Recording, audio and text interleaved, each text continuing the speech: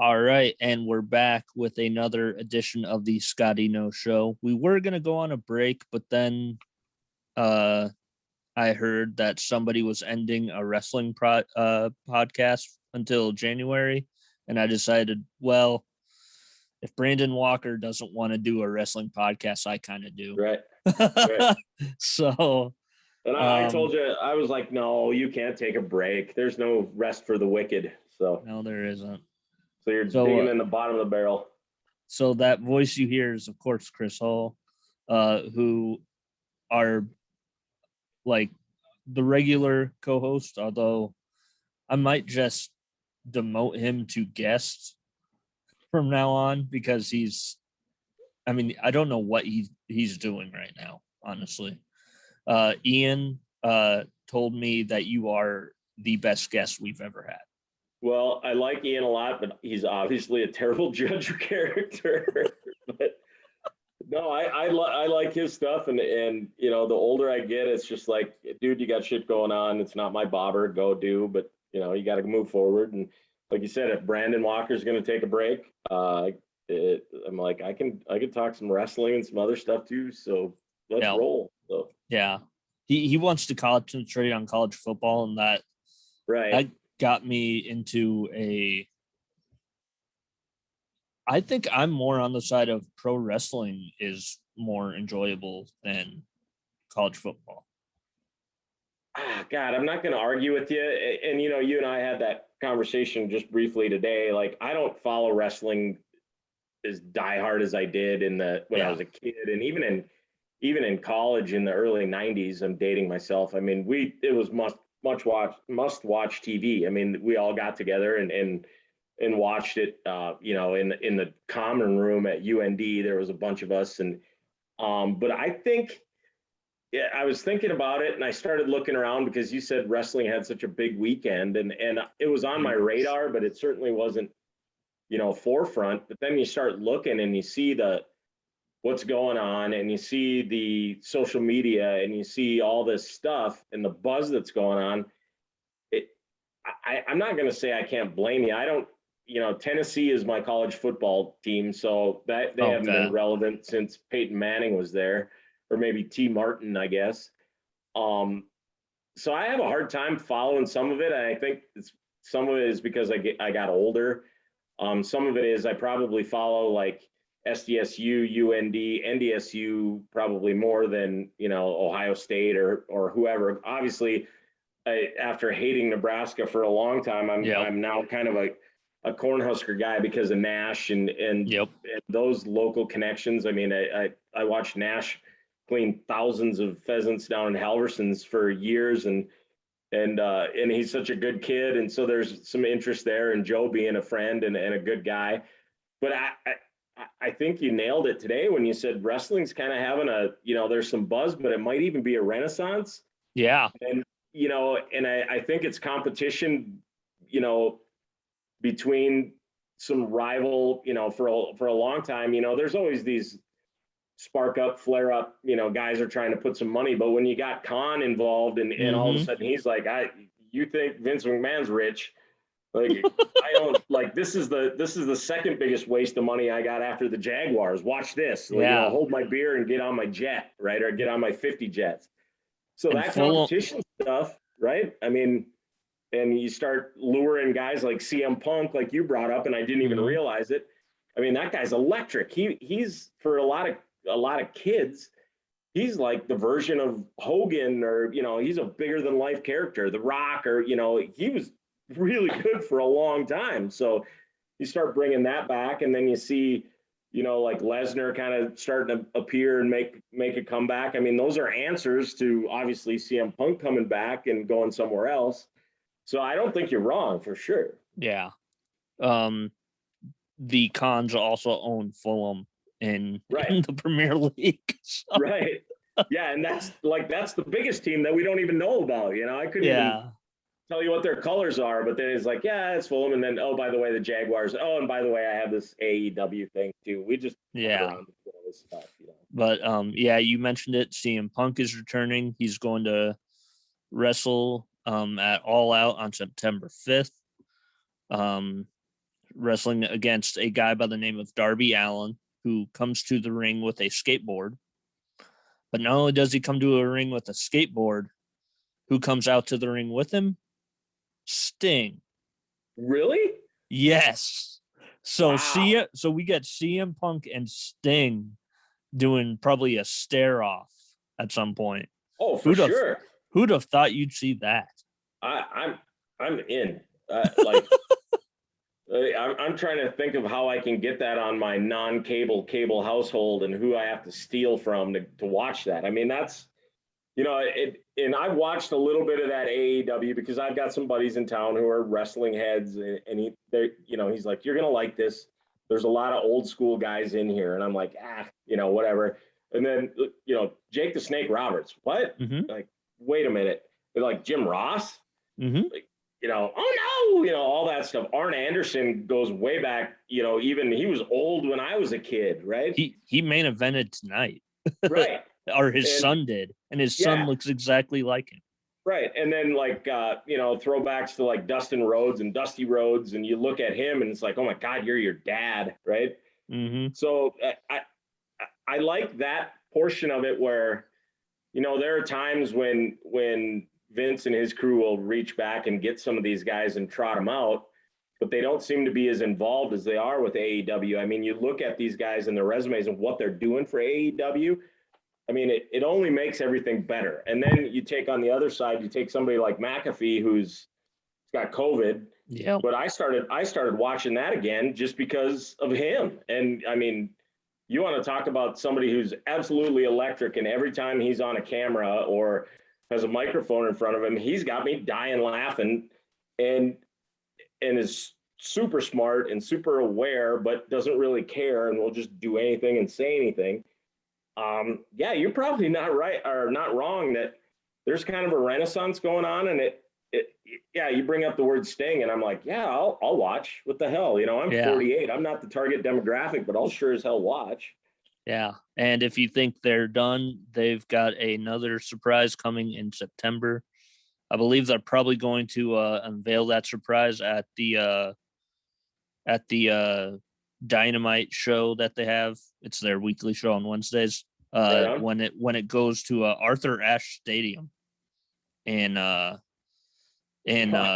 New York. Right.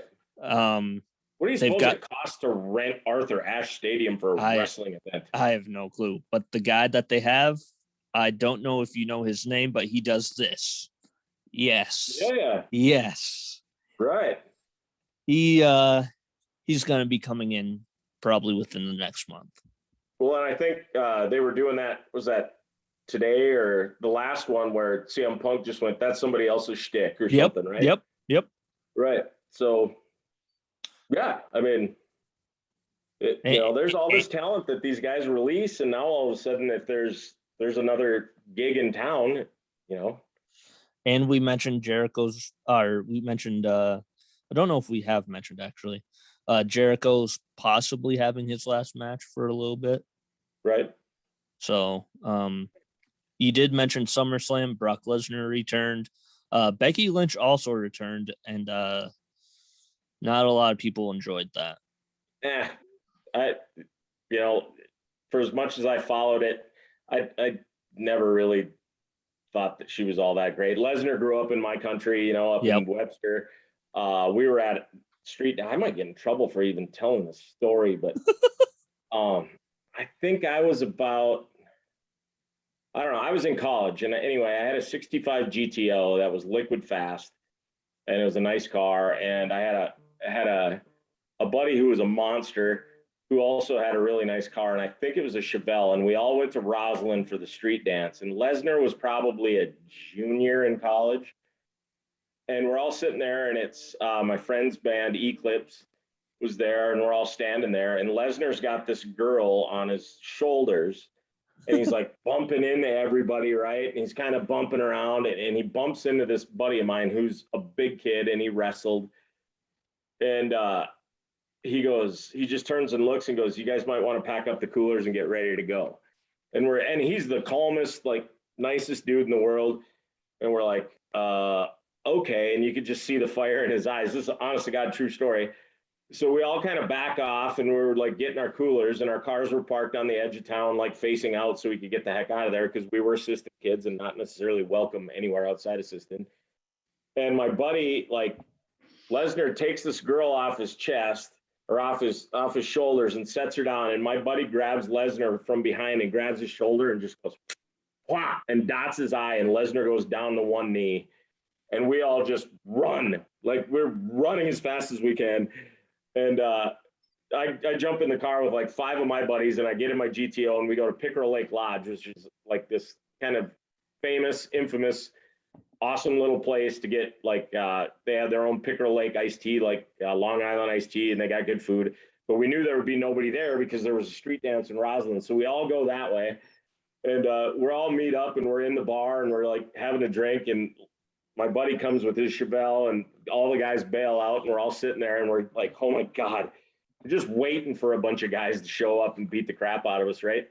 And he just looks around and he goes, boys, I just knocked out the future champ. And we just went, oh my God, you know, and the next morning we're all calling each other going, did that really happen? So, do you perhaps know who Brock Lesnar's married to now?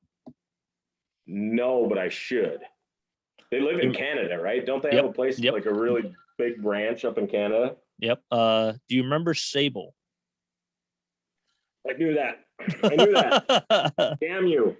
I knew you were going to start stumping me. Yep. So that's his wife now. Right. And that athletic director up there should probably be thinking about hiring a really good wrestling coach in the next. I'd agree. In ESPN news, Rachel Nichols was removed from all basketball programming for ESPN. I saw that, but why? I didn't really get a clear why.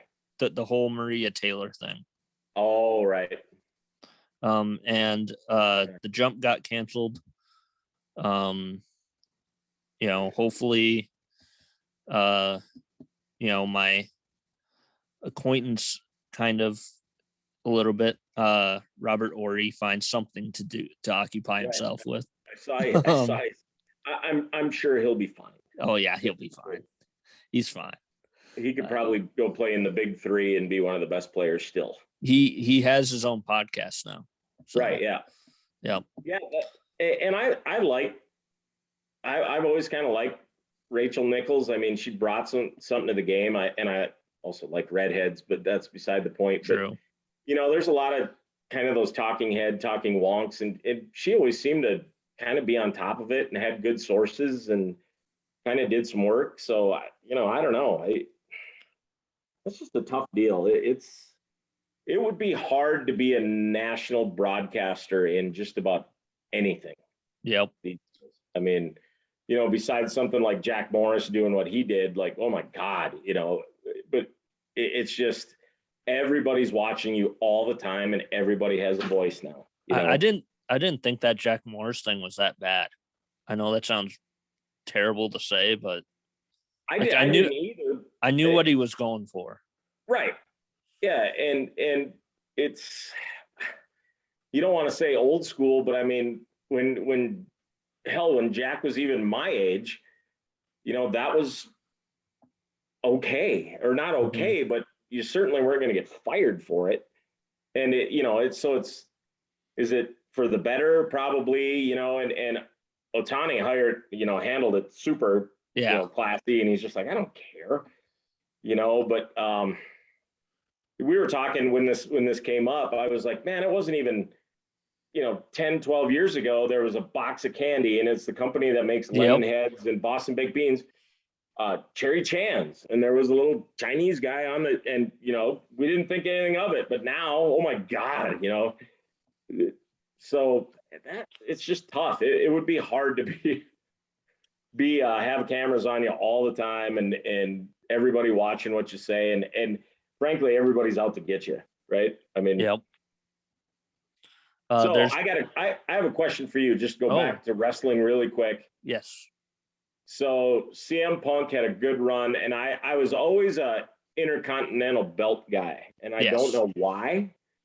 I think it was because I think I know I honestly think it was because, like, back when we were watching it all the time and you would watch it during the week, there was a chance that the belt would change hands, right? Yep. And they would wrestle. There would be good wrestlers wrestling for it all the time.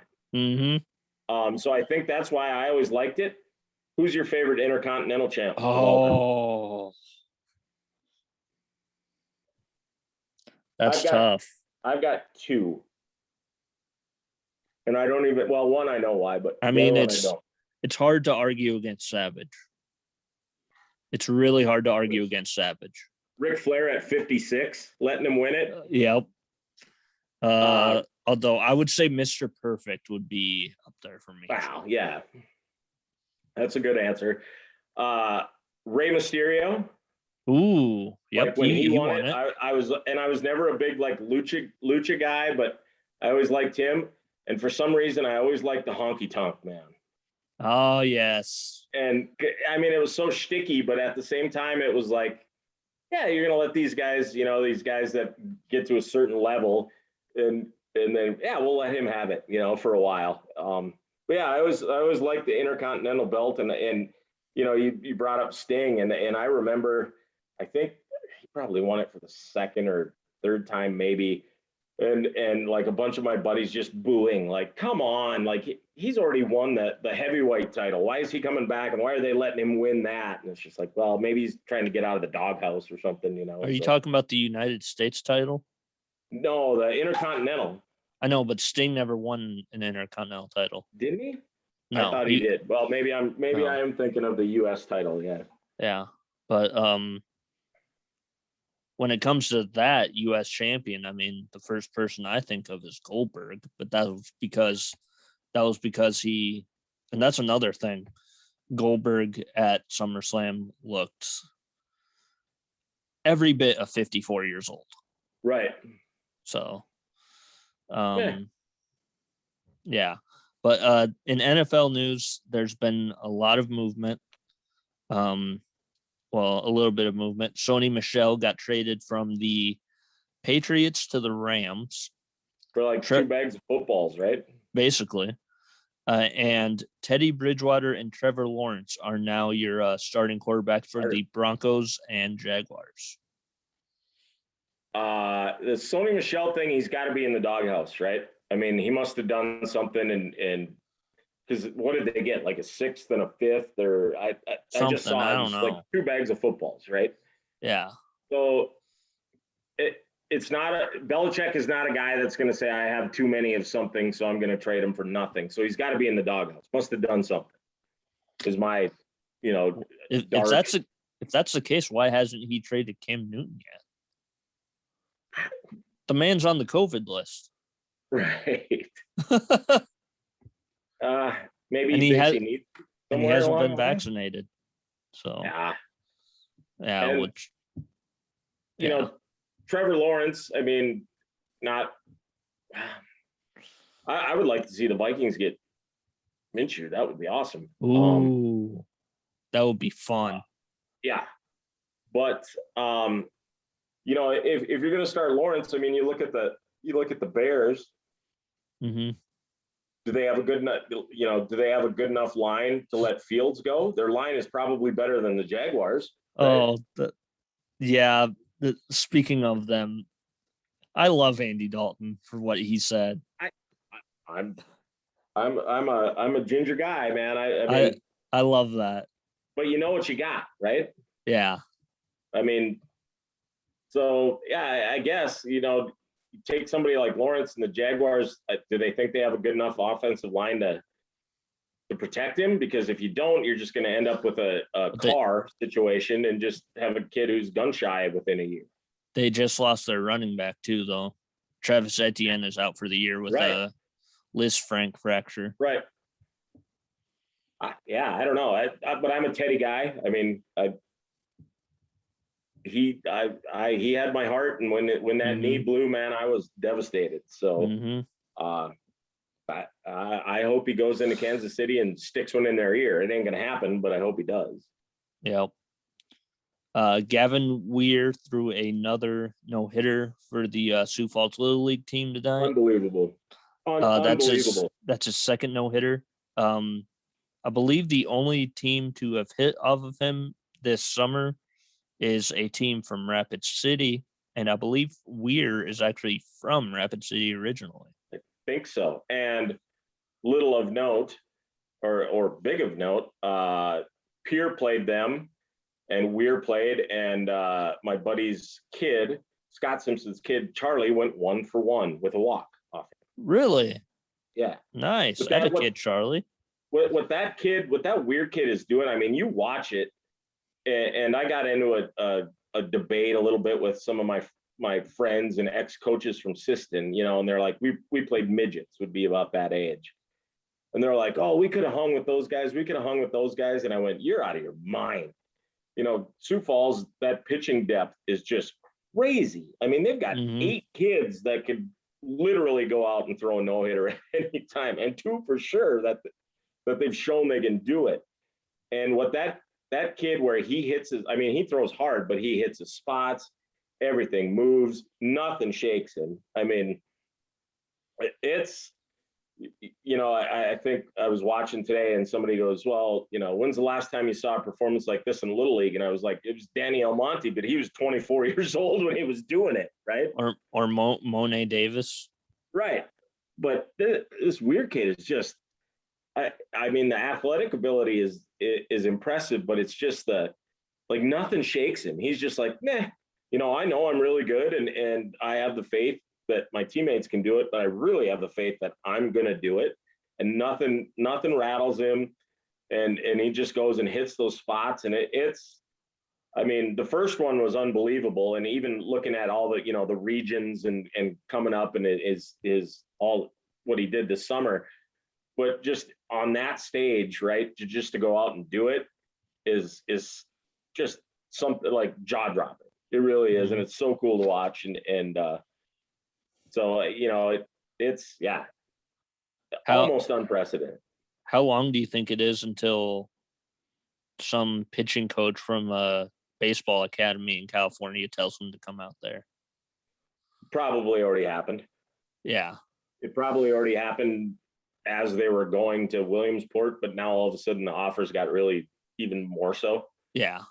It goes back to our last conversation from last time where, man, these kids are doing stuff and people are noticing it. Even if it's not on ESPN, it's on the internet somewhere, it's on TikTok and Twitter and everything else. And these kids have their own websites. And I was saying, how long is it before he gets a sponsorship deal? Yeah. Oh, yeah. An NIL deal. Yeah. If you were Dave Portnoy, why wouldn't you call that kid right now and go, you know what?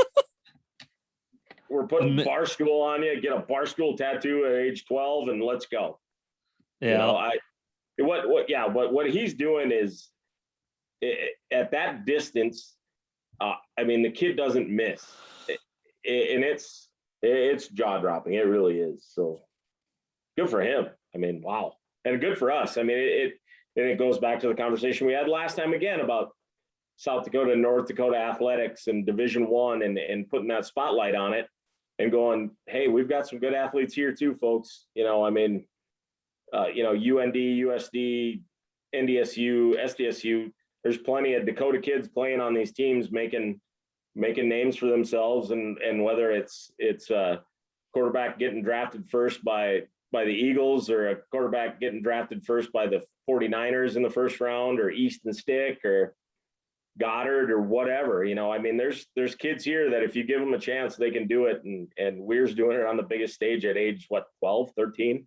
Yeah. So, I didn't write this down. I probably should have talked about this in the Rachel Nichols part of the show, but, Mike Richards is no longer going to be the host of Jeopardy, which, he got canceled, or whatever you want to call it. Oh no, it's canceled. Yeah, for saying some stuff on a podcast like 7 years ago. What? And I didn't see it, by the way. I'm having all these. It's fine. What did he say? I wasn't looking that hard into it, but I honestly don't remember, or I didn't read much into it. All I know is that he's gone, which he, like, not to steal, Big Cat's thoughts, but if you give yourself the job of Jeopardy host, because literally he was the guy who was supposed to be searching for it, Sure. you deserve to get canceled for that. Right. Well, what a dickhead move. Yeah, we had all these people on, but I think I can be better because Yeah. I said I can do better. So I don't have a problem with that. But the canceling thing, like, and let's bring the guy in from Reading Rainbow. Thank you. That's what I want. LeVar is the man. Like, and I watch Jeopardy, and like once a week I try to go up to the field house and watch it with Adam Birch, who would be a great guest, by the way. He would tip you over, but I can't beat him in Jeopardy, so I get pissed off. Really?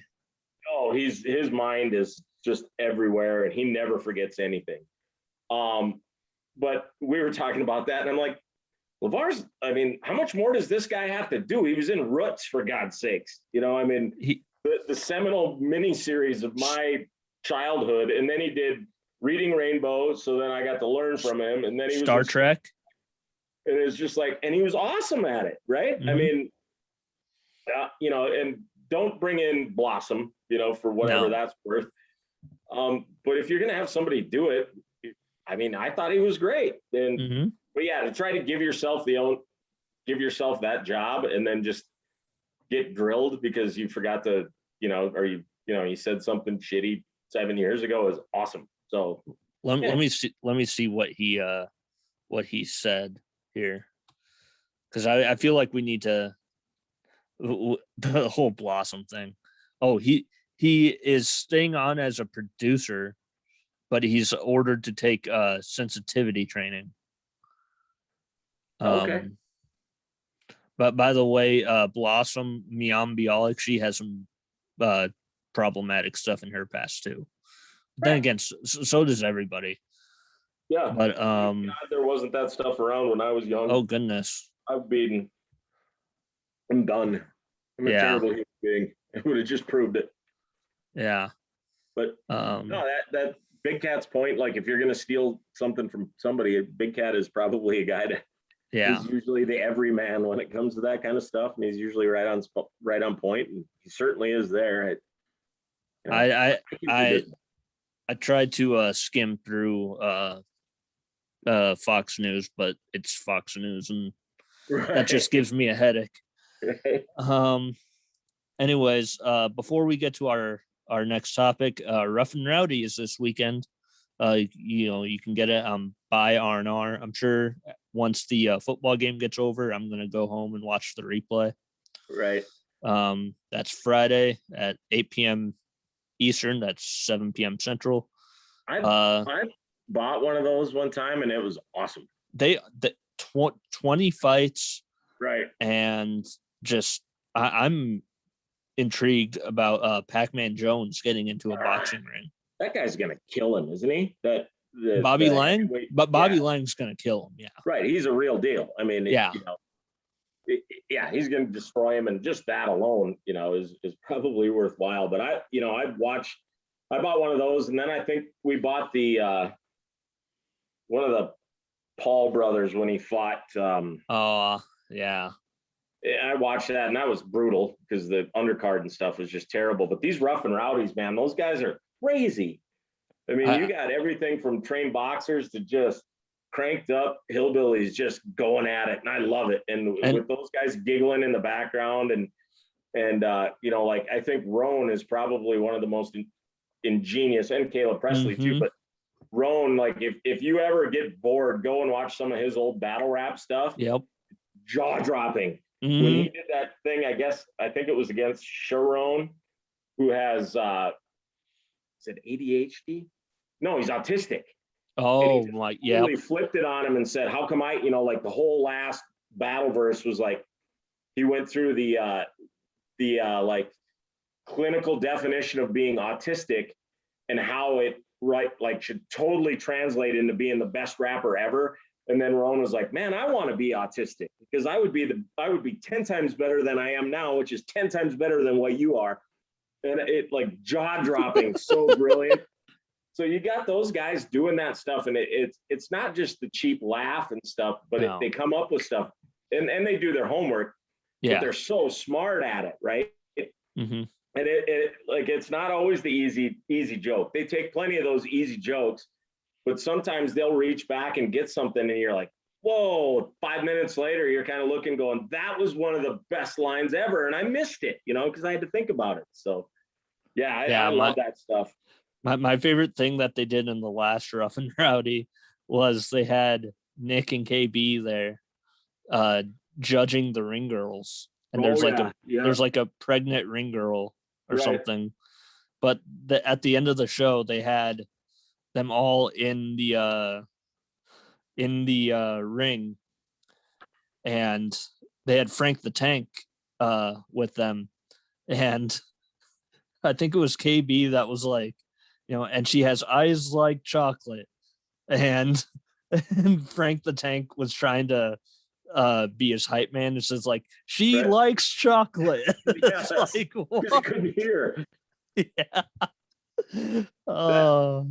I tell you, and we had a conversation about Barstool, but I had a couple of guys and I jumped them. They're friends of mine, and they were like, how do you like that? It's just bro.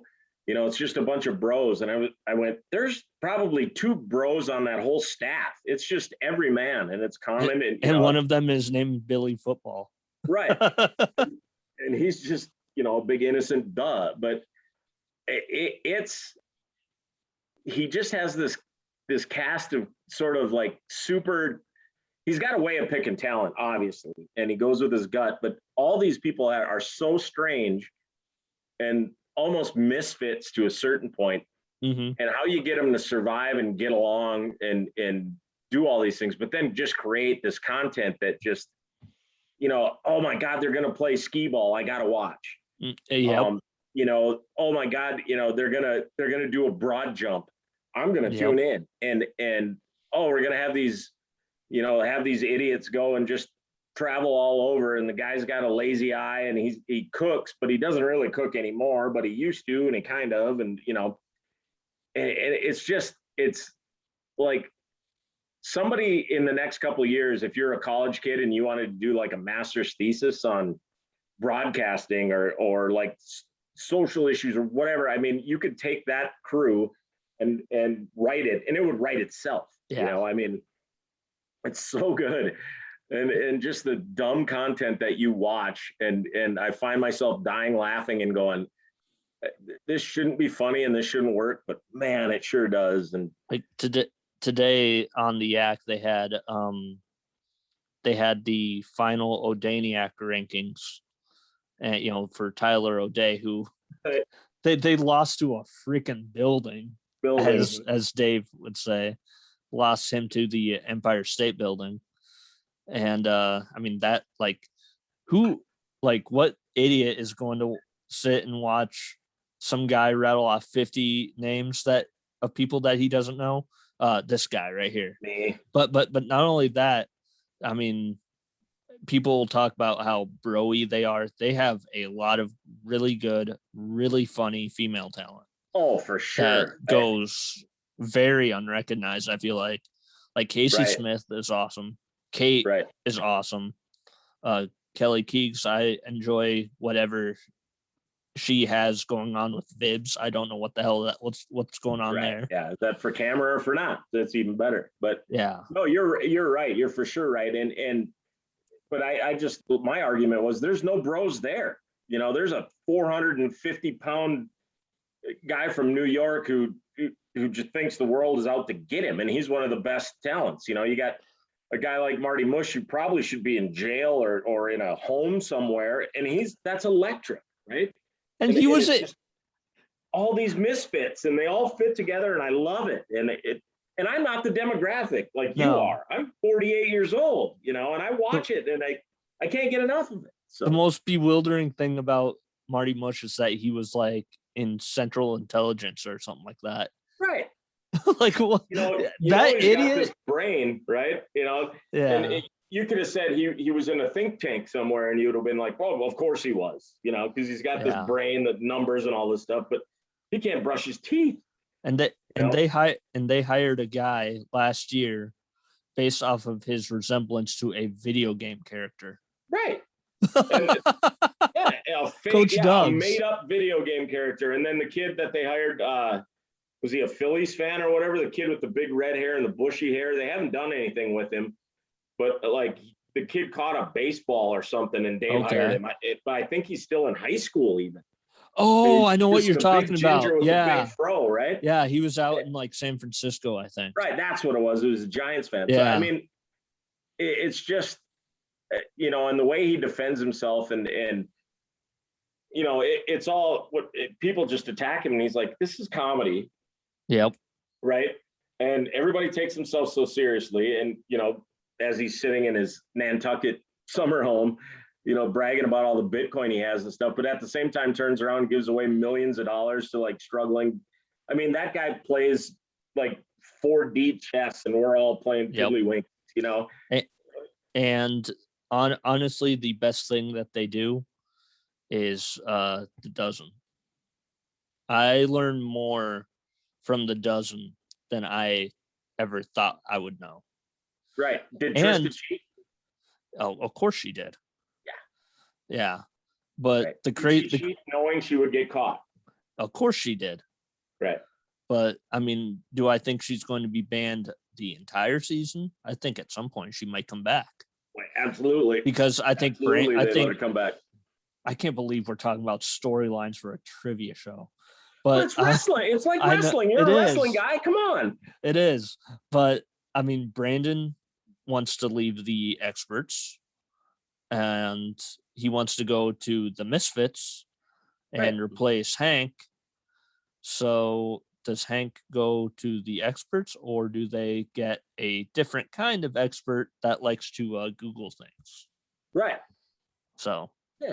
And I watch a lot of this content and all of it, but honestly, addicted to stool scenes. I bet I've watched every one of them twice. Really? And it's just because it's kind of brain candy, but it's also, there's a lot of times where those people are showing their true selves, because it's just like one camera and they're like, this may or may not make it. And I love that, because it shows a lot of the relationships and who likes who and who hates who. And I know I've watched all of them at least once, and probably most of them twice. One thing that I've noticed over the past couple of weeks is a couple of people just have a fascination with the state of South Dakota there.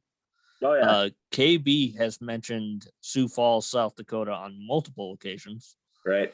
And they talked about, because Lil Sass went out to Wyoming, right, to Buffalo, Wyoming, and he had to, in order to get to Buffalo, Wyoming, he had to fly into Rapid. And I'm not gonna lie, I kind of popped it, because I was like, you never hear Rapid in anything. So yeah, they do have a little bit of a fascination with South Dakota. They've been dropping a little bit about that. I would not be surprised if, I know sports gambling is, I think, legal here in South Dakota. Yeah, I think it is as of now.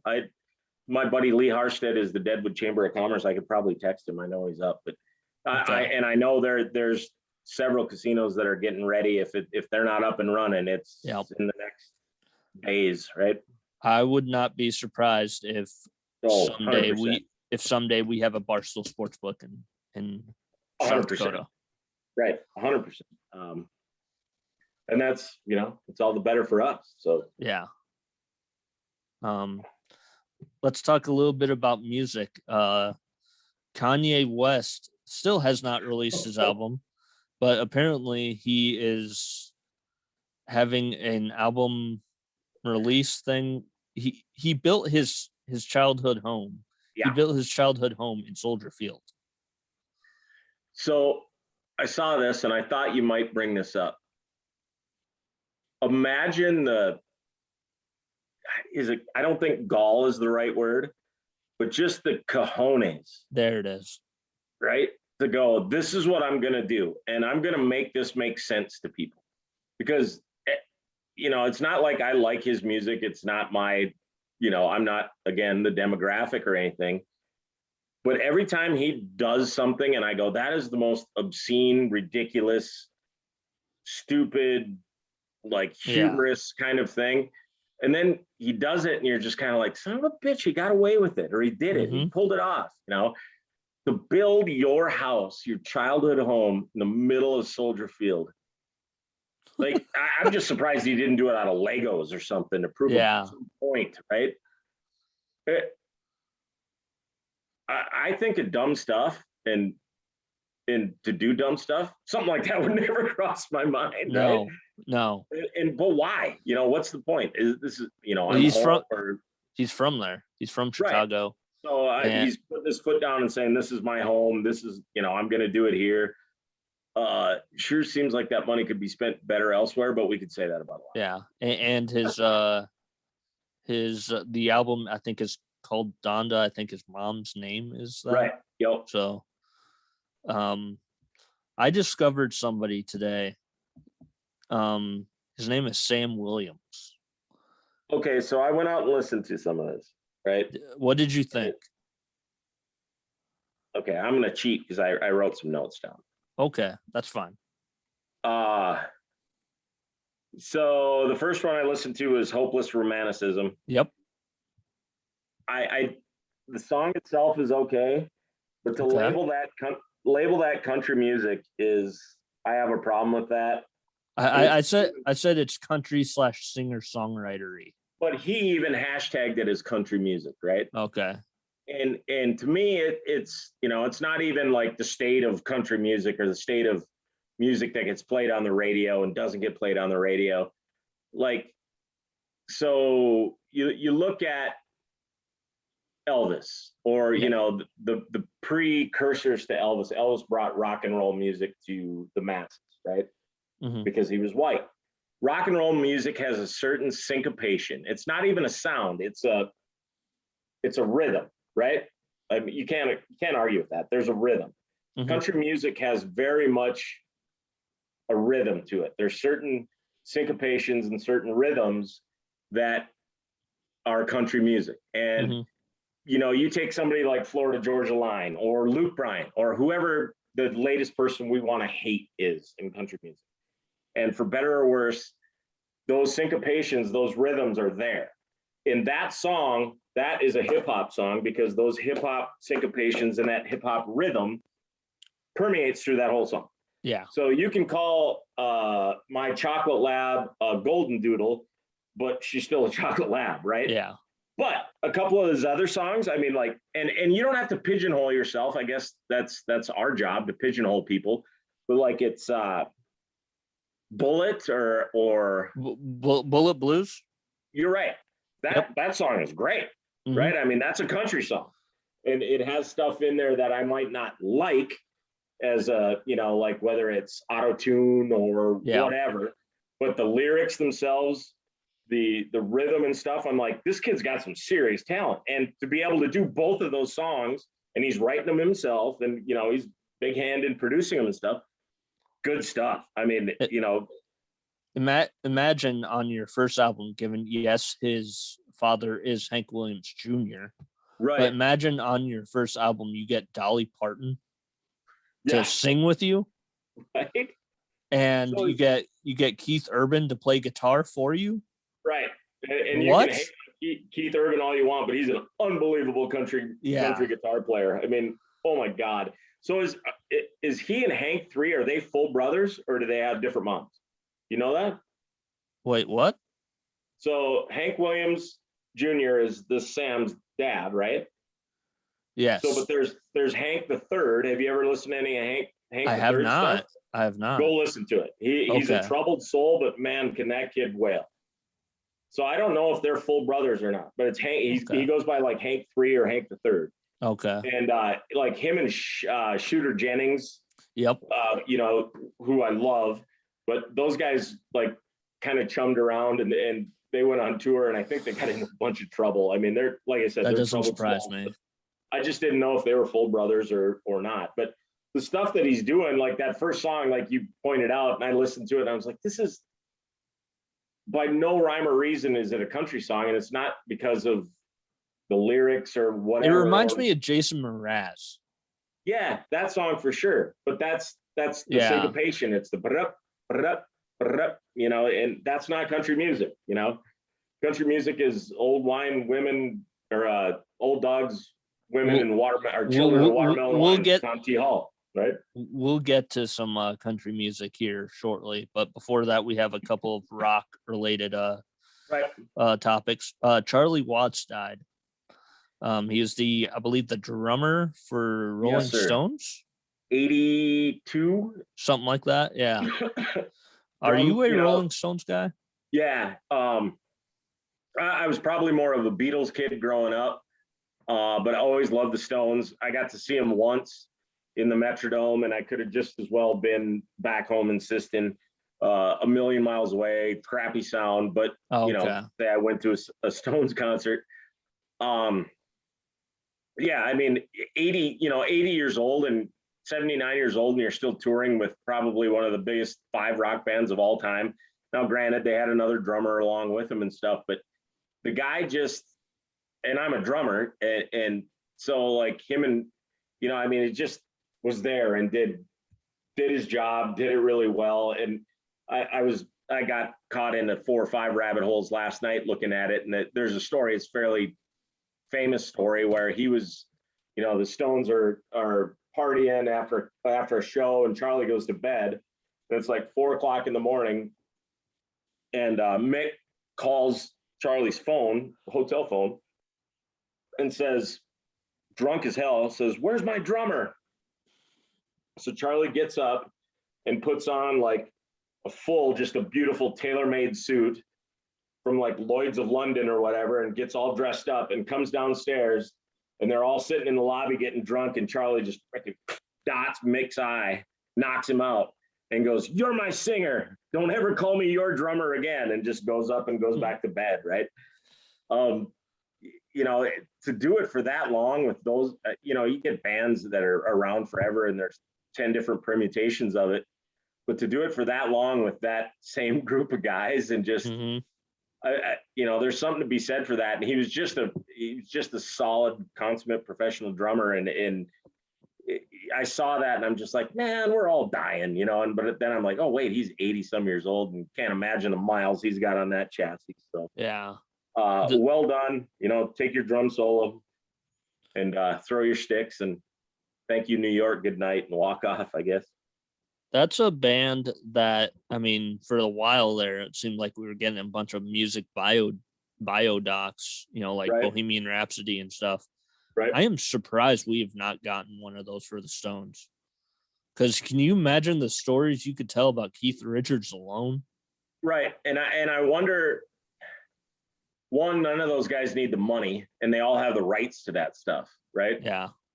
So maybe that now they're at the point where it's like, oh shit, maybe we should tell these stories. I mean, if Machine Gun Kelly can star in Tommy Lee in the Motley Crue, I would watch that 10 times. Like, how much you want to charge me? $100? Here's my $100.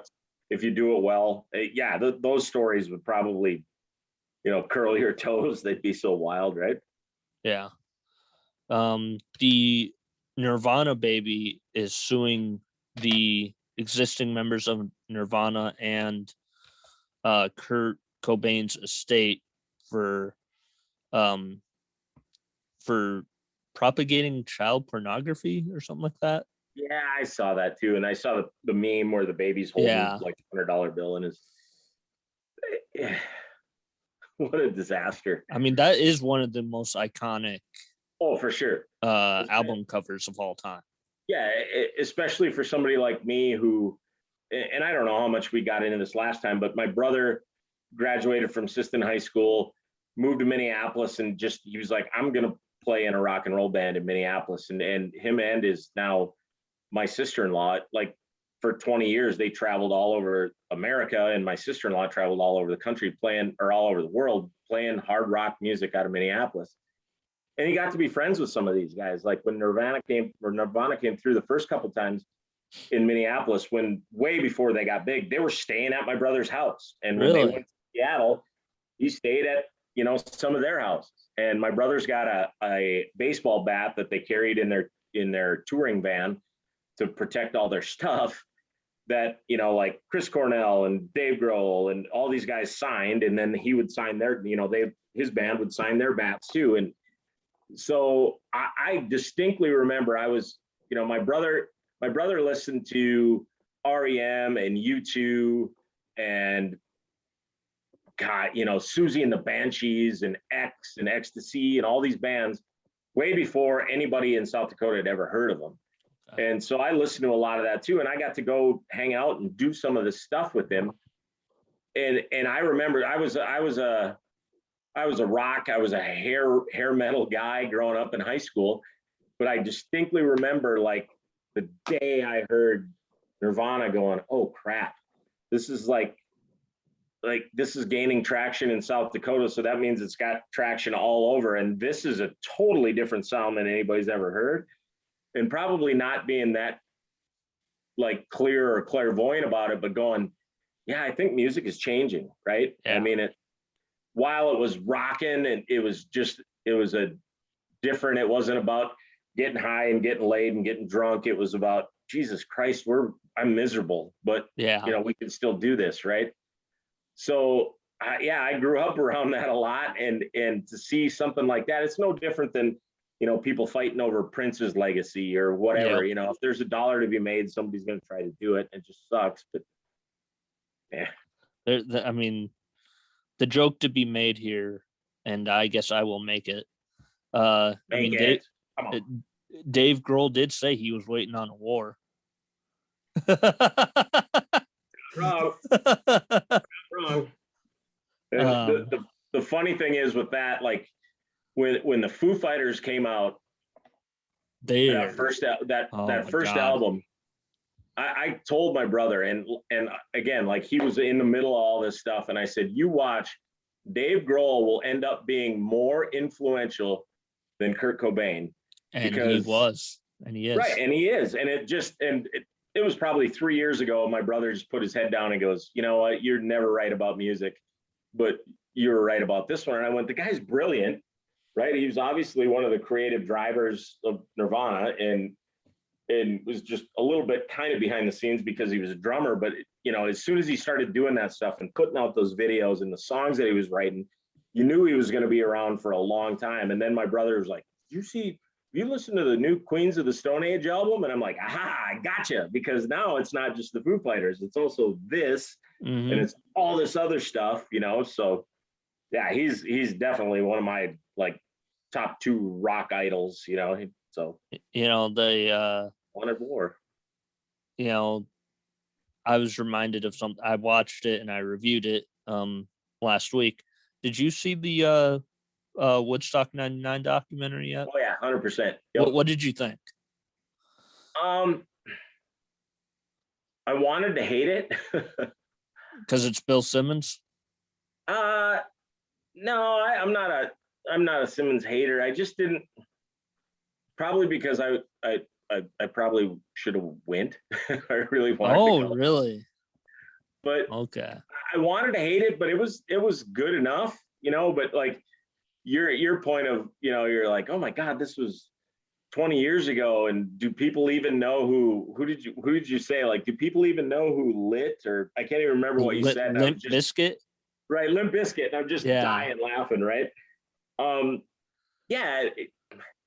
Those things, those seminal moments, like Woodstock, and I talked to like people like Adam Birch's parents, Dale and Eileen, and they didn't go, but they were that age. And they talk about how we weren't there, but, music changed, and the way music was portrayed, and the way concerts went on after that. And, all the good and the bad that went with it, the original Woodstock. And it was kind of like, that was never going to happen with the Woodstock 99 thing. But when I watched it, I'm like, it probably served a purpose. Was it just another Lollapalooza or whatever? Maybe, but they sure did a decent enough job on the. It inspired Coachella. Right. It inspired Coachella. That's the thing that I learned about it. I thought Coachella had been around for a lot longer. Right. And it literally started a couple months after Woodstock.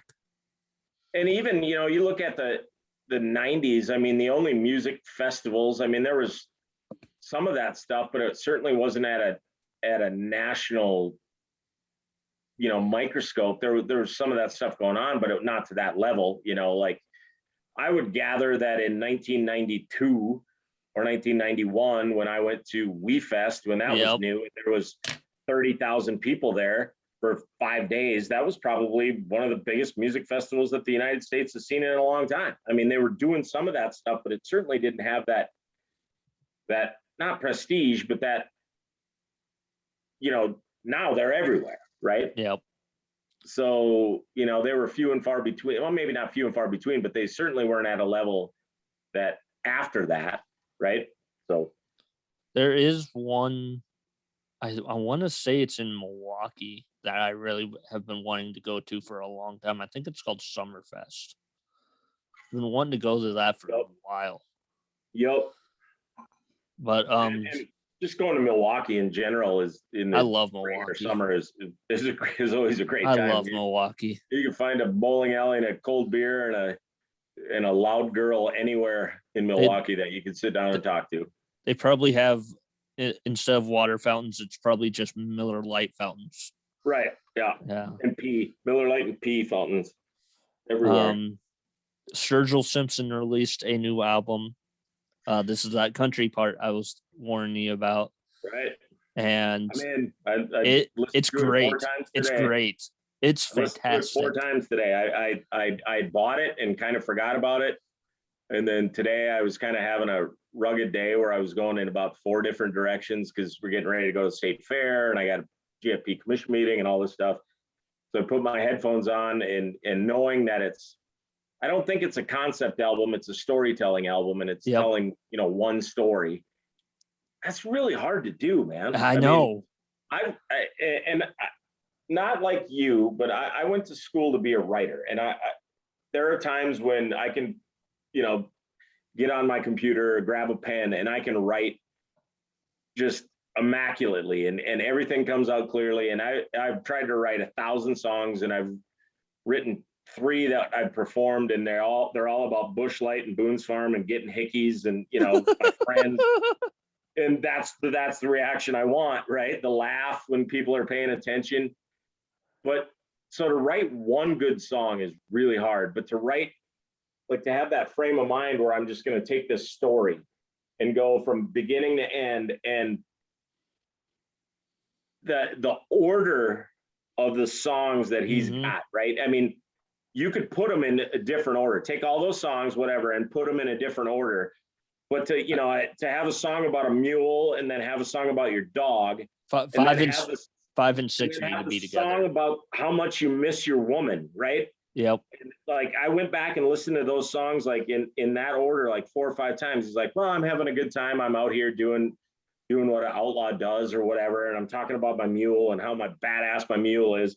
And then you're talking about your dog and how great your dog is.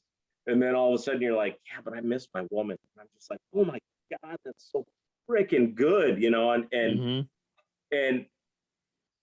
it's one of those few albums. And like I said, I grew up when I was a kid, I was a Beatles fan. And I don't know how many acres of lawn I mowed listening to Sgt. Pepper, and not being probably acutely aware enough of the story that it's trying to tell. And it was more obtuse and it wasn't very direct like Sturgill writes. But like, to take them as a whole, if you take one of them out, okay, that's a good song, right? Yeah, that's a decent song. There isn't one of those songs that's going to get any radio airplay. No. And Sturgill doesn't give a shit about that, which he's at that position. So, good for you. But to listen to them all together and just listen to that story and just to kind of see where it ends up. And I'm also a big fan of like the background, like the donkey hee-hawing and the dog barking, or the little preludes where, you know, there's a scratchy something in the background telling a little bit of a story. It's so well done, dude. It just killed me. And I guarantee you, before I go to bed tonight, I'll put my headphones on and turn it on and go to sleep. So, you know, another album that's kind of similar to what Sturgill did but maybe not as direct, is the Killers' new album, Pressure Machine. I haven't listened to that because I'm old, so I'm like, yeah, that's Okay. not in my demographic. But I will take your advice and I'll go Yeah. listen. Before every song, there are little snippets of like interviews from the small town in, I believe, Utah that Brandon Flowers grew up in. Really? Yeah. And it's like, all about like people, how tight knit that the town is, Right. but also how much bad stuff happens in the town. And I think that's really actually pretty brilliant, because I think you could I can look back in my hometown of Siston, or you're in Presho and in Hill City, and probably easily relate to it. Yeah. And it's not something that, we all like to talk about the John Cougar Mellencamp, I was born in a small town, Yep. but nobody talks about the rampant, whatever, Drug alcoholism use. or Yeah. drug use or meth, so that's actually a really good idea, and something that, we could probably all, if you're listening to it, go, yeah, that's my town too, Yep. even in Utah, Yeah. Yeah. I'll listen to that. God dang you. I don't listen to new music that much because I just get stuck. I mean, I get stuck in bands, but I did listen because you were prodding me about Lorde. Oh, yes. What did you think? She's unbelievable. I mean, yeah. And for me, like, it's being a guy who's fairly literary. Like, if you write your own stuff, like, I'm going to give it a chance, and if I can connect with it. Obviously, she's been around forever, and she's still only like 12. Yeah, right? I mean, she's young. Like, she's younger than I am. She was, I think, she was like 18 and wrote the entire wrote and was in charge of one of the Hunger Games movies music. Yeah, like she 18, was like 19 years old. Like, I think she was 16 when she came out with Royals. Right. But her stuff is, obviously, being from, like, is she from New Zealand or Australia? New Zealand, I think. Yeah. But, so like, they talk differently, and again, the syncopation and stuff kind of comes and goes. So sometimes it's like it gets heavy-handed for me with like the wording, but it's so, like, just crazily well done. I was listening to Mood Ring, and I can't even remember what the line was, and I just started dying laughing because I'm like, oh my God, that's so, simple but so good.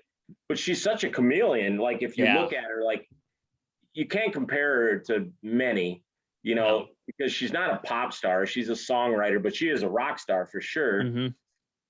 And like, and it's not even, I don't think it's even intentional, but maybe it is. Like, one time she'll do a interview, or she'll be on a video, and she looks like Joni Mitchell, right? No makeup, straight hair, and you're like, God, yeah, she's still quite pretty. And then the next time she's like totally glammed out and you're like, oh my God, she's fire, right? Mm-hmm. It's just like, not only is she talented, like, she's this rock star, and then she'll turn around and do the back end thing again, where you're like, so she's all over the board, and it's, again, she's 24, 25 years old. She's half my age, but to do what she's done already and then come out with this album. And like I said, I think I only listened to like maybe 5 songs, but they're all like, Jesus. My favorite one on that album is Stoned at the Nail Salon. I love that song. I will listen to that. Okay. I've been listening to a lot of music.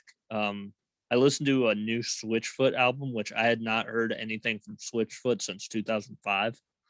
I did not know that they were still around. They're right. They're the Dare You to Move people. Right. And then I listened to Danny Goki, which I was like, I know that name. Why do I know that name? And then I looked up, season 9 of American Idol. He was number 3. Oh yeah, I saw.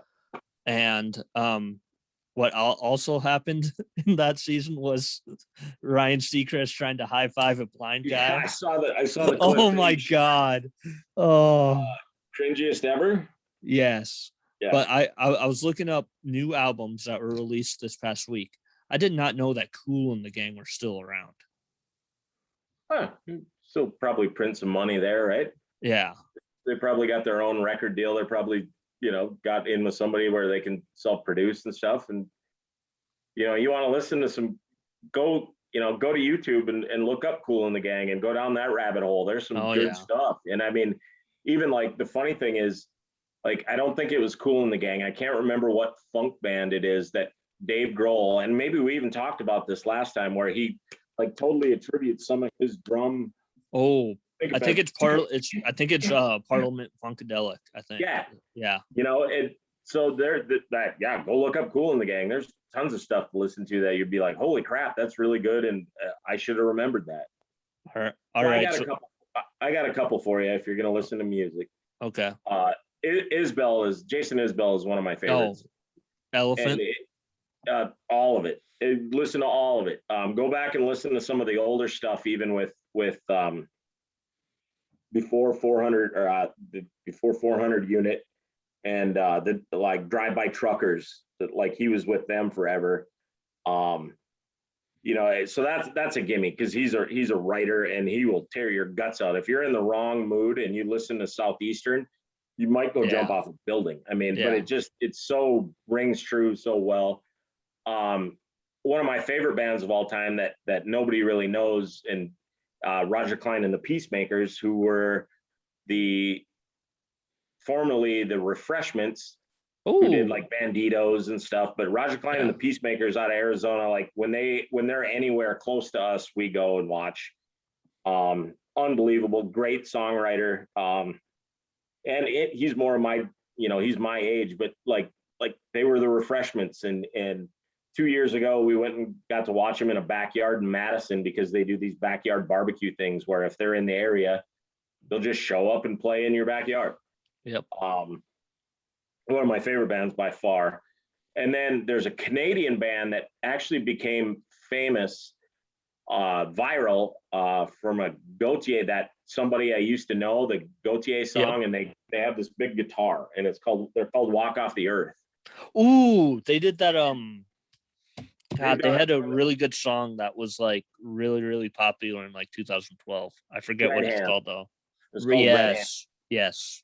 So they do stuff, and it's like they get it in this modern world, right? They do these super creative, like one take live videos where they have mics everywhere, and they're all playing 100 different instruments, and they're throwing instruments back and forth. And I took my daughter loves them, and we took her to St. Paul, and we went and watched them, and the show that they put on, and they're flinging ukuleles and guitars and stuff, and they're jumping up and catching them and playing. But the cover stuff they do is brilliant, but they also do so much really good of their own. And they had one of their guys a couple of years ago that his shtick was he'd never say anything on stage or never say anything in videos, and he'd never smile. His name was the Beard Guy, and he died tragically. And they're kind of picking up and getting back on track. But go listen to some of that stuff. Listen to some of their cover stuff, but go listen to some of their original stuff too, because it's really clever, and they promote it in a way that's really, really good. And live, one of the best concerts live I've ever seen. It was in a small venue, but the stuff that they do and the arrangements that they do it in, and they do covers that you'll just die laughing because they're so like well thought out. It's like there's 8 people playing a kazoo right now, and I love it, so. All right. So we got 3 more topics before we get into our little game that I have at the very end here. But before we get to that, I completely forgot to mention, since we're talking about music, do you know what Dead and Company is? Yeah, it's the old Grateful Dead. Some of the Grateful Dead guys. John Mayer plays. I heard about that. My they had a brother-in-law show at City Field this past week. my brother-in-law and sister-in-law, who own a couple of tattoo shops in Rapid City, shout out Rash's Living Art and Wild Idea. They go to dead. I did not know that was your family. That's my wife's sister, Kathy and Matt Rash. Okay. Yeah, go there for all your tattoo needs. That was one sitting 7-hour Northern Pike on my shoulder. They go to a bunch of Dead and Company shows and they love them, and they keep trying to get us to go. My wife really wants to go. For me, I get it, but I just don't get it. Yeah. It's a great people watching concert going experience is what I've heard. For sure. And if you want to hear like freewheeling, just everywhere music and stuff, and people, it's a jam band. Right, for sure. But that's just not my stuff. But yeah, my brother-in-law and sister-in-law, they go to 4 or 5 shows and they get the really ornate posters from all the shows. And they went so Grateful Dead used to do a thing with you would write in to request tickets, and you would put art on the envelope that you send your request in, and they would pick the best artwork, and that's how they gave the tickets out. And my brother-in-law, being an unbelievable tattoo artist, he started doing that with Dead and Company and has gotten many tickets. Like I think they were like 5th row at Soldier Field because he drew this ornate envelope and turned it in. And yeah, it's good stuff, but I don't know. There's so many other bands and places I want to go. It's just but this first I'm gonna try and go quickly through this because I've got it's almost 10:30. Right, but I'm long-winded. My bad. And that's fine. Tony Hawk released a few limited edition skateboards with some of his actual blood in them. This coming just a few short months after Lil Nas X got in trouble for blood in his shoe. Yeah. So is Tony Hawk getting hammered for No, this? Or? That is the problem. So is it because like Tony was riding that skateboard and bit it and left some blood on the floor, or is it because I have no clue what the deal is, but I don't know why he's not getting any pushback on it. But I mean, I feel like it's starting now. He's starting to get a little bit of pushback on it, but I don't know. It's just it's a story I'm going to keep my eye on for sure. Right. So when you get to be somebody like Tony Hawk, right, you get some gravitas, right? You are the guy who brought a sport that was considered, and I'm reaching here maybe, was considered like potheads and ne'er-do-wells and little shit kids, for a better term. Skating on your local tennis court, and people are getting mad. And he brought it to the mainstream, and it's now an Olympic sport, right? So that's Tony Hawk. Lil Nas, I couldn't.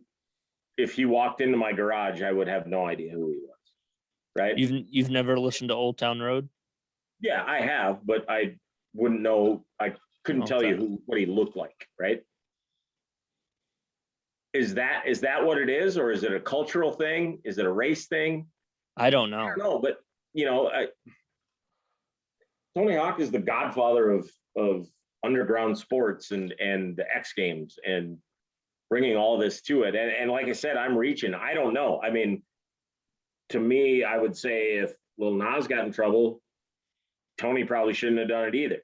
And his people should have went, dude, this is not a good idea, right? This guy just got freaking almost canceled for doing this. So I don't know, but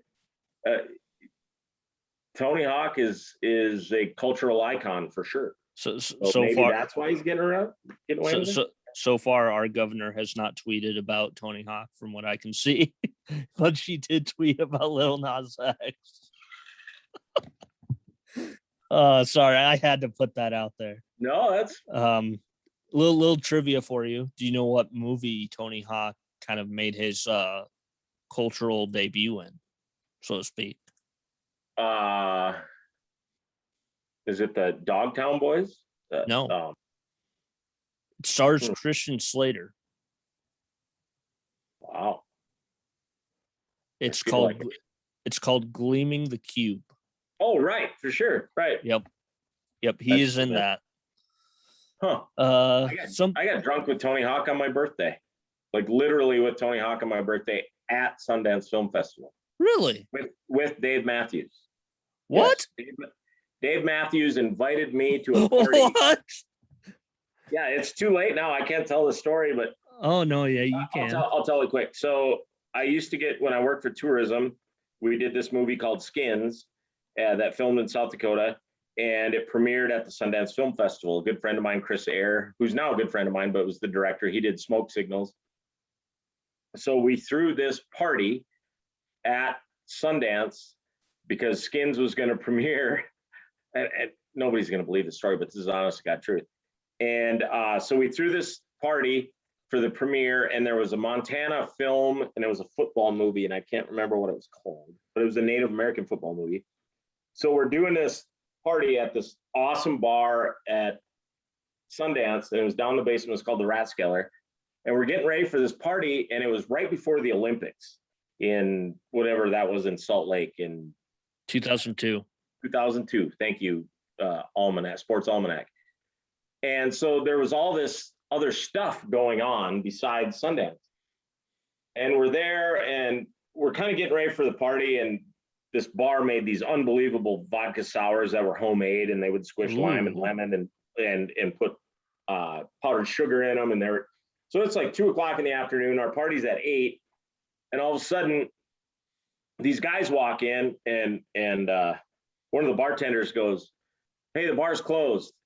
And they all kind of stood there. And my buddy, Stan Iverson, who's the Montana film guy, goes, "Holy shit, that's Dave Matthews." And I look up and it's Dave Matthews and his entire band. Oh my God. And they were there playing this thing for Sundance, but then they were going to do this thing for this pre-Olympics deal. And we're like, "Oh, no, they're fine. They're with us." So they kind of come walking up and he's like, "What's going on?" And we're telling him, "Well, we're doing these parties for South Dakota and Montana." And he goes, "We're just looking for a place to hide and hang out. Can we hang out?" And we're like, "Yep." And we gave them some passes and some drink tickets. So they sat there all night and drank. And we had like this band from Montana, like these cowboy guys playing like cowboy country songs and stuff. And Dave Matthews gets up and does a song with them. And we're just like, "Are you kidding me?" Like, oh my God, this is Dave Matthews. So we get done. It's my birthday, January 13th, 2002. And I'm 29. I'm newly divorced. Like my life, I'm just like, God, I'm such a loser. You know, my life is over and whatever. And so we're kind of cleaning up, and Dave Matthews and his drummer come up, and they're like, "God, thank you so much. We just needed to get away." And, there was 200 people at this party. It was kind of an invite only thing, but, it was awesome. And then he goes, "What are you guys doing now?" And I like look up at him. And we're like, "Well, nothing, we're going to clean up." And he goes, "No, hell with this." He goes, "Let's go." He goes, "One of my buddies is having this party up the street at this bar. And it's a huge, just dump bar right in the middle of Park City." And he's like, "Let's go." And I'm like, "Dude, it's my birthday. Let's go. Let's go." So we walk up and everybody's like glamming onto these guys. And we're just walking. He goes, "Just put our heads down." And we walk like 3 blocks. Line 5 blocks out the door. We go right in. I'm with Dave Matthews, so we walk in, and it's a pre-Olympic party, and everybody's Dave Matthews like, "These guys are with us." So we walk in, we're standing there, and he goes, "What do you want to drink?" And I'm like, I don't know, I'll just have a beer. I'm really drunk. So, and he's like, "Rolling Rock?" And I'm like, "Yeah, I drink Rolling Rock. Sure, why not?" So we're standing there, and he buys, gives us a Rolling Rock. And Dave Matthews goes, "Hey, I wanted to introduce you to somebody." I'm like, "Okay." And my buddy Stan and I are standing there.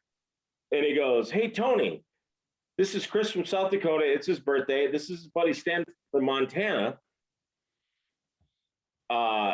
Thank you for letting us in the party, but I just want to introduce you. It's fucking Tony Hawk."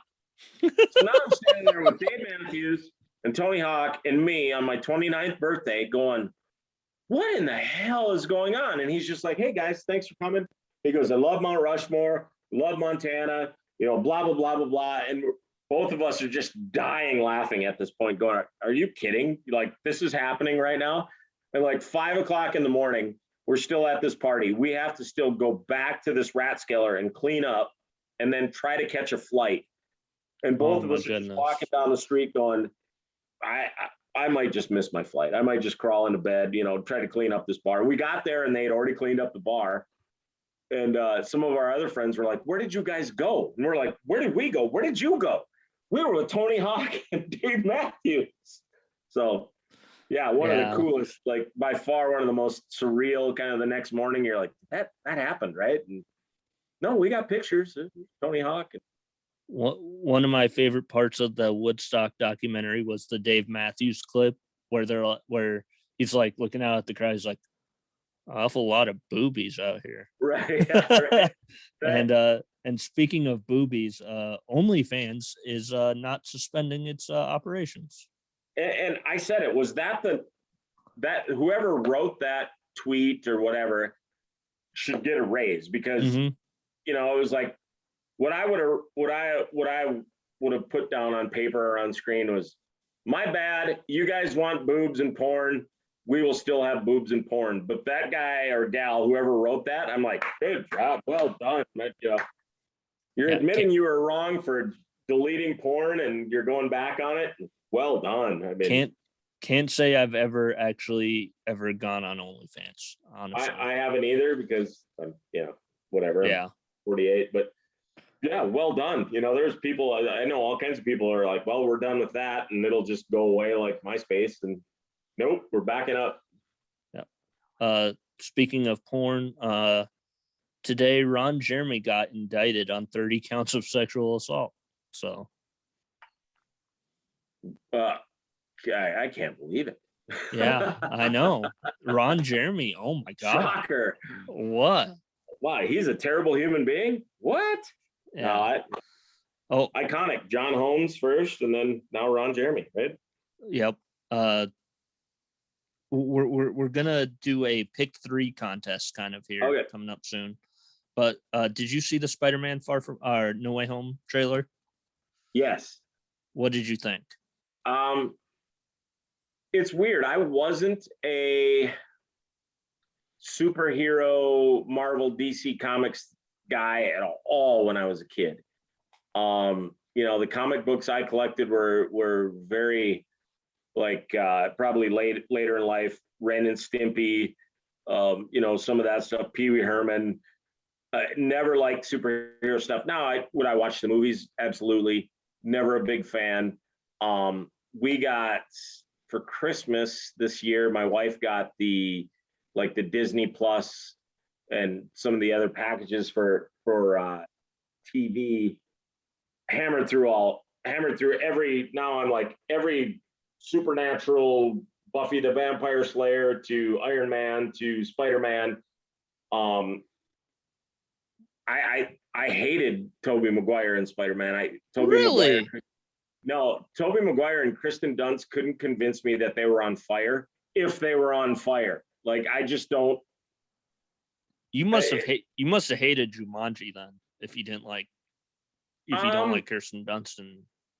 No, I don't know. I didn't hate it, but I hated. I did not like those. But that being said, I'm kind of a superhero guy now, and I will watch the shit out of that.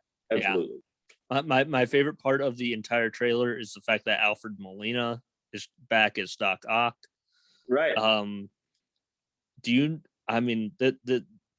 This probably tells more about me than anything. Do you know what my favorite Alfred Molina role is?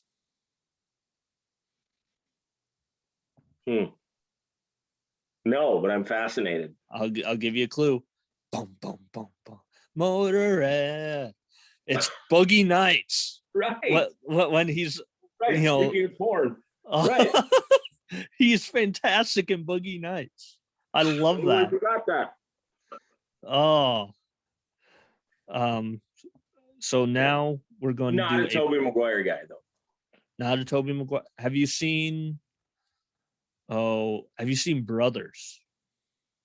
It's a movie he did with Jake Gyllenhaal where I think he goes off to the war and Gyllenhaal is taking care of Natalie Portman, who plays Tobey Maguire's wife. Oh, good movie. Okay. I'll try it, but okay. I'll get 10 minutes in and I'm sending you a nastygram. The horse was a better actor in Secretariat than Tobey Maguire was. I'm sure you have seen this thrown around social media, but you can pick 3 of these movies. Right. Friday Night Lights, Rudy, Coach Carter, Remember the Titans, The Blind Side, Space Jam, Rocky, Glory Road, or Miracle. Miracle, Remember the Titans, and Rocky. Final answer. Okay. That's you. Friday Night Lights for me. I love Billy Bob Thornton in that. And on top of that, sure. That's I can't argue with that one. Give me Friday Night Lights. Give me Coach Carter, because I think that's one of Samuel L. Jackson's better roles. Ooh. Okay. That's a tough. That I know. Yeah. But Rocky, I have to have an Oscar winner in that. Yeah, it's kind of hard to argue with Friday Night Lights and Rocky. I mean, Rocky is just, that's probably the first sports movie that I like vividly remember, right? I mean, and I was a kid when that came out, and just remember going, oh my God, like boxing was kind of at its, kind of TV zenith. You could watch really good fights on TV still then. And, I mean, if every heavyweight fight was just like that, but it's fantastic. If I could replace Coach Carter with Air Bud, I would. But you can pick. Right, can I go off board? I'm going Slap Shot. Yep, I knew you were gonna say that. Probably Caddyshack. Ooh. And I want to go really off board, but I don't want to get criticized too much. But go ahead. Oh man, there's lots of really good sports movies, and there's lots of really bad ones too. There's one. I don't have the bobblehead here. It's at my desk at my North Dallas office. 40. Ooh, Nick Nolte? Yes. And that's really because the book was fantastic, but the movie with Nolte was unbelievable too. So all right. So if I have to pick off the board, picking Blue Chips. I thought of Blue Chips because that's an Nolte movie too, with Shaq and Penny. I saw that in the Siston Drive-In movie theater when I was a kid. I am probably picking The Wrestler. Really good, dude. I mean, yeah. You want to talk about saving a career. Mickey Rourke saved his career for maybe 5 years, but but he was unbelievable in that. I know. Ooh, Wrestler. But lastly, Happy Gilmore. Yeah. I literally have a Happy Gilmore pop vinyl on my desk at the office. Really? Yeah. Funny. Go ahead. Sorry. I have a whole host. I have like 7 professional wrestlers and I think 6, maybe 8 movie characters. Right. The movie characters I have, I'm gonna list them off for you. So I have Happy Gilmore. Actually, I only have 5 now that I think about it, because Happy is the only movie character from. Anyways, but I also have John McClane. Right. I have Hans Gruber. I have I think his name is Carl. He's the guy who gets strung up and he's got ho ho ho, I have a machine gun on his. Oh yeah, Carl. Yeah. Right. And then I also have Sergeant Al Powell. Oh wow. Yeah. My daughter has two. My daughter has two. Prince and Ruth Bader Ginsburg. Ooh, what? So, Okay. So but, it is funny, like just like talking about Adam Sandler. Like, when was, I'm not going to say relevant, but when's the last movie that he, put out that was big? But like, go and watch the Little League World Series every year. These kids, my favorite actor, Adam Sandler. Yep. So, I mean, there's these old movies that still really resonate. I mean, those were 20 years ago, and these kids are still eating them up, right? So it goes a long way. Punch Drunk Love was an amazing movie, and I'll die on that hill. Punch Drunk. Ooh, okay. That movie. His last big one, he actually, I think I don't think he actually got nominated, which is a damn travesty, was Uncut Gems. Right. Kevin Garnett's in that movie though, so it's already automatically awesome.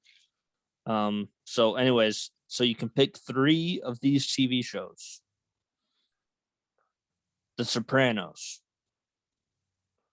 The Walking Dead, Game of Thrones, The Wire, Boardwalk Empire, Ozark, Prison Break, Sons of Anarchy, and Breaking Bad.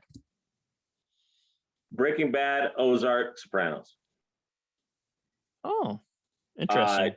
Never really watched any of Game of Thrones because I didn't have HBO, but I've read all the books.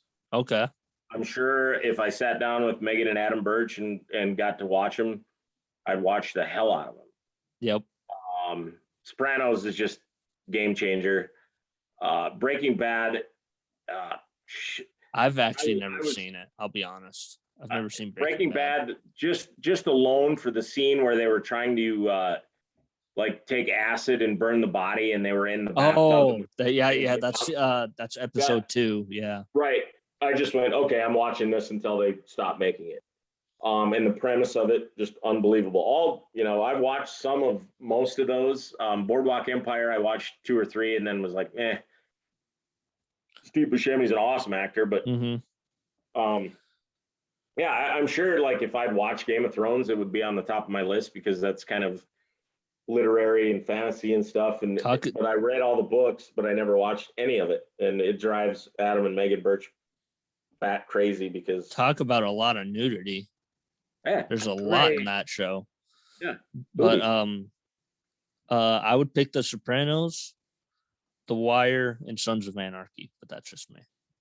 Right. I liked Sons of Anarchy. I don't think I've probably only watched like 2 or 3 seasons of it. Yeah. So Sons of Anarchy did have Gary Bertier as a biker. Right. So can't go wrong there. Yeah. So that's all I've got. Do you have any like gigs or anything that you have coming up? Nothing really too crazy, I guess. So me and Lonnie Schumacher, who's our bass player in Side Hackers, and Randy Hilding, who used to be our keyboard player, who lives in Lead, and he's back every Sunday for Sundays at the Legion. And Ron Woodburn are playing on Sunday, Labor Day Sunday, and it's more like beachy, kind of some rock music, but there's no guitar. It's a bass, a keyboard, a drummer, and then me singing and playing congas, and Ron Woodburn singing some. I don't even know what we're going by for a band name, but that's it. And then we got a few gigs coming up for the rest of the fall, but that's about it, man. Just chasing kids around, playing tennis and softball, and going to Sioux Falls every Sunday, playing middle school and JV softball. And my kid's going to play tennis in Rapid City for 3 days with JV in middle school. And so, yeah, just chasing that around and playing a little music. I love playing fall music because, if you get a chance to be outside, it's awesome still. But does she like the new coach? Yeah, she does. Okay. Yep. And it's interesting. played. It was her first year last year, and never really had picked up a racket much. And she's, you know, move your feet like you do in softball. And if she gets her feet there, she's really deadly, and she likes it. And it's a good team. It's a good culture. And you know, you got like Tedro girl Oh and yeah. Walti, Yep. and you know, some of those girls are really, they're all really tight, and they bring these younger girls along with them, and so it's kind of cool to see that, right? These older girls kind of going, come on, you know, we're not only going to take you under our wing, but we're going to, you know, we're going to go hit balls with you after practice or before practice, and make you get better. And so that, yeah, it's a cool culture, and it's another one of those sports. I go out and hit balls with her, and I'm like, I can't make you better, but go out and have fun, and be an athlete, and represent Pier and represent us. And yeah, so it's fun. She likes it a lot. It's a great culture, and I think Coach Bauk is going to be really good, and Coach Shetland's still there, and those girls love her too. So good stuff. All right. I do actually need you to stick around for a little bit after this, Oh, just for a little bit. cool. Is that Yeah, okay? yeah. All right. But thank you for coming on. Thank you. Anytime, man. I'll even be your co-pilot if you got somebody else on and you want me to be the good cop, bad cop. I'm in. I'll do whatever you want. All right.